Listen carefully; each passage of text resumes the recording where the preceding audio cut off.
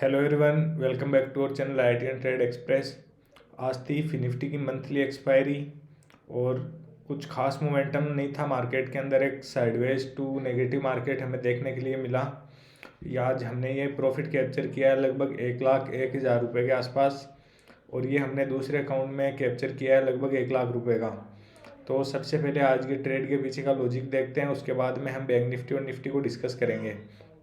तो जैसा कल हमने डिस्कस किया था, यदि मार्केट गैप डाउन ओपन होता है स्विंग के नीचे, तो हम डायरेक्टली ओपन होने के साथ ही सेल नहीं करेंगे, एक प्राइस एक्शन का वेट करेंगे। जब तक मार्केट के अंदर एक प्राइस एक्शन नहीं बनेगा तब तक हम लोग सेलिंग के लिए प्लान नहीं करेंगे। तो यहाँ पे मॉर्निंग में market slightly gap down open हुआ। गैप डाउन ओपन होने के साथ ही रिकवर किया मार्केट। रिकवर करने के बाद में हमने पहले भी डिस्कस रखा है कि जो जो क्लोजिंग प्राइस होती है वो एक सपोर्ट या रेजिस्टेंस की तरह वर्क करती है। तो यहाँ पे कंटिन्यूसली यहाँ पे मार्केट अपने आप को होल्ड कर रहा था, रेजिस्टेंस फेस कर रहा था क्लोजिंग प्राइस के आसपास। और फिर जब ये 5 मिनट के अंदर प्राइस एक्शन बनाना स्टार्ट किया तो समवेयर इस लेवल के आसपास मैंने पोजीशन बनाई। मैंने 20,600 के कॉल को राइट किया, यहाँ पे कॉल को शॉर्ट किया और कुछ पुट भी बाय की। फिर जब मार्केट के अंदर फॉल हुआ तो मैंने पुट की पोजीशन को स्क्वायर ऑफ कर दिया, प्रॉफिट बुक कर लिया पुट की पोजीशन के अंदर, और जो कॉल की शॉर्ट की पोजीशन थी उसको कॉस्ट टू कॉस्ट पे ट्रेल कर लिया। उसके बाद डे भर में एक साइडवेज मार्केट हमें देखने के लिए मिला और एट द एंड प्रीमियम काफ़ी अच्छा डिके हो गया, एंड में जीरो हुआ। तो इस तरह से हमने पूरा पॉइंट कैप्चर कर लिया। मैंने समवेयर 85 रुपये के आसपास शॉर्ट किया था 20,600 के कॉल को, जो डेंट तक जीरो हुआ। अभी हम निफ्टी और बैंक निफ्टी को डिस्कस कर लेते हैं। निफ्टी और बैंक निफ्टी में हम लोग कल के लिए किस तरह से प्लान कर सकते हैं। सिमिलरली कल हमने निफ्टी में भी डिस्कस किया था, यदि मार्केट गैप डाउन ओपन होगा तो गैप डाउन ओपन होने के साथ ही हम लोग सेल नहीं करेंगे, हम वेट करेंगे जब तक मार्केट 20,000 ये 60-70 इस लेवल के नीचे 15 मिनट का एक कैंडल क्लोज नहीं करेगा, तब तक हम एग्रेसिवली सेलिंग के लिए प्लान नहीं करेंगे।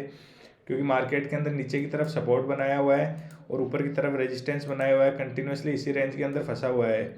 ऊपर की तरफ 250, 300, नीचे की तरफ 100, 20,050, 22,050 इस लेवल के आसपास ही फंसा हुआ है कंटिन्यूसली। तो हमने प्लान किया था यदि मार्केट स्विंग के नीचे क्लोज करना स्टार्ट करेगा 15 मिनट में तो हम सेलिंग के लिए प्लान करेंगे। But market gap down open हुआ। गैप डाउन ओपन होने के साथ ही निफ्टी में भी एक रिकवरी हमें देखने के लिए मिली। उसके बाद में एक वोलेटाइल टू साइडवेज मार्केट हमें देखने के लिए मिला। अभी कल के लिए किस तरह से हम लोग प्लान कर सकते हैं, कल के लिए बाइंग के लिए काफ़ी अच्छा दिख रहा है निफ्टी।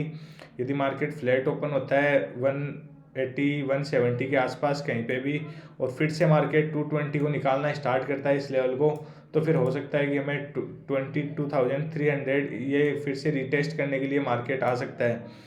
तो कम क्वांटिटी के अंदर ही ट्रेड करेंगे क्योंकि अभी थोड़ा सा वोलेटाइल जोन के अंदर है मार्केट, दोनों तरफ मूव कर रहा है, इतना ज़्यादा मोमेंटम है नहीं मार्केट के अंदर और डायरेक्शनल मोमेंटम भी नहीं है। तो बेवजह अपना स्टॉप लॉस देने से अच्छा है कि हम कम क्वांटिटी में ट्रेड करें, कम क्वांटिटी से अपना स्टॉप लॉस दें, ताकि जब भी ट्रेंडिंग मार्केट आए, एक मोमेंटम वाला मार्केट आए, तो उसके अंदर हम अपना पूरा पोटेंशियल स्टॉप लॉस को यूज कर पाए। तो यदि कल मार्केट फ्लैट ओपन होने के बाद में 170, 180 को निकालेगा तो हम बाइंग के लिए प्लान करेंगे। जैसे ही 220, 200 के ऊपर सस्टेन करना स्टार्ट करेगा और 300 तक का एक प्लान रखेंगे।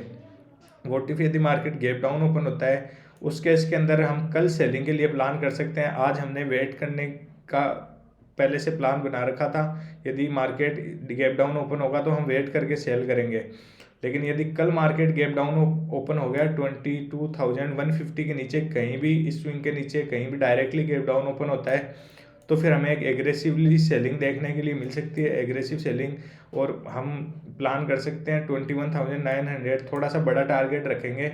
यदि कल मार्केट थोड़ा सा गैप डाउन ओपन होता है 22,150 के नीचे कहीं पे भी और फिर 22,100 को निकालना स्टार्ट करता है, तो फिर हम सेलिंग के लिए प्लान करेंगे एग्रेसिवली और 21,900 तक का एक टारगेट रखेंगे। अदरवाइज यदि मार्केट फ्लैट ओपन होगा या गैप अप ओपन होगा, दोनों केस के अंदर हम बाइंग के लिए प्लान करेंगे। गैप अप के केस में एक प्राइस एक्शन का वेट करेंगे, एक पुल बैक आने देंगे, तो प्रॉफिट बुकिंग आने देंगे। उसके बाद में जब मार्केट फिर से ऊपर जा रहा होगा उस केस के अंदर बाइंग करेंगे। अदरवाइज फ्लैट और गैप अप के केस में बाइंग करेंगे। और यदि 150 के नीचे कहीं पे भी गैप डाउन ओपन होने के बाद में 100 को क्रॉस करेगा तो हम सेलिंग के लिए प्लान करेंगे।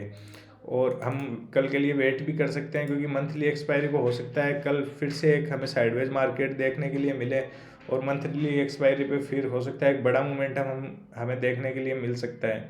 बैंक निफ्टी में भी सिमिलर था, कल हमने डिस्कस किया था, यदि 400 के नीचे ट्रेड करना स्टार्ट करेगा, 15 मिनट का कैंडल क्लोज करना स्टार्ट करेगा, तो हमें ये जो डेली चार्ट में ब्रेकआउट फेल्योर दिखाई दे रहा है, ये हम मान लेंगे कि ये ब्रेकआउट फेल्योर में कन्वर्ट हो चुका है, और फिर हम यहाँ तक का प्लान करने वाले थे।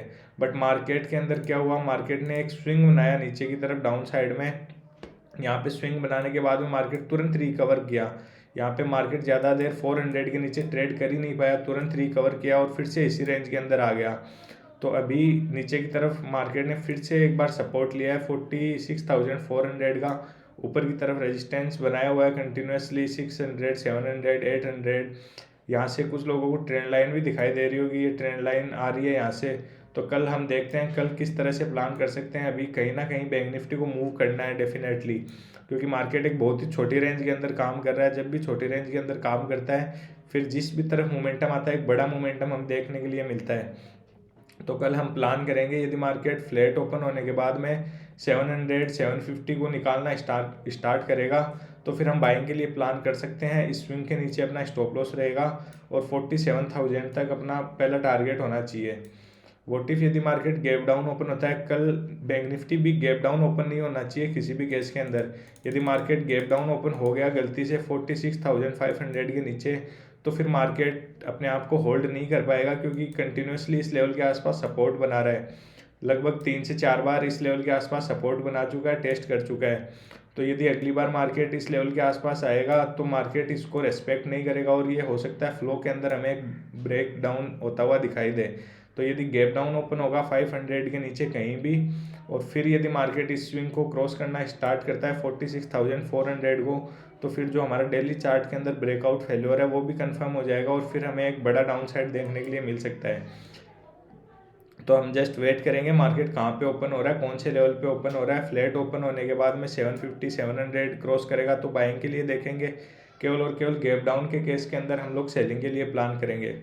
वॉट इफ यदि मार्केट गैप अप ओपन होता है, गैप अप ओपन होगा, उस केस के अंदर हमें थोड़ा सा वेट करना पड़ेगा प्राइस एक्शन का।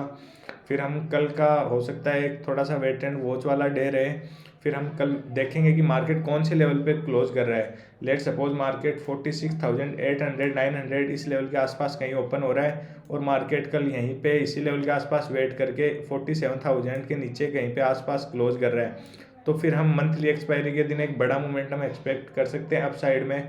क्योंकि फिर यहाँ पे जितने भी लोग बायर्स होंगे उन लोगों को टारगेट करने के लिए मार्केट अप साइड में मूव कर सकता है अच्छा खासा।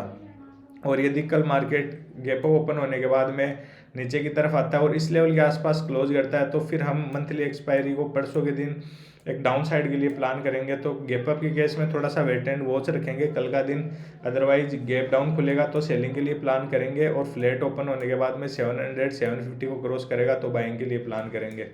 Thank you.